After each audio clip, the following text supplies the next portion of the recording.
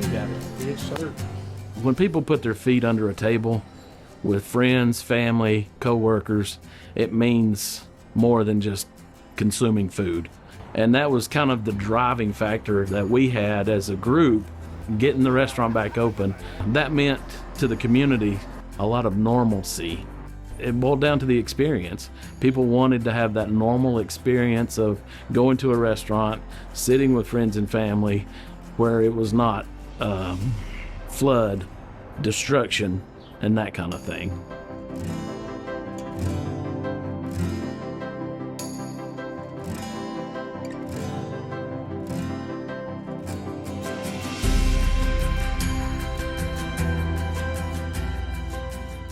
Our restaurants in particular, we went to every single one of them personally and talked to them, handed out brochures, and then we went by periodically to check on them to see the progress, especially when we started getting water back and sewer, so that we could reopen them. It was financially devastating to not only the restaurants that we have, but also the whole community. The public health department checked the wells so that we knew where we could get water that was able to be used.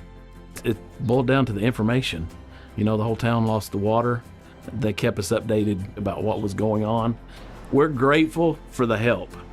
Just here in Yancey County, there was an abundance of clothes, abundance of water, abundance of food. You know, as soon as the roads were open, that it could come here.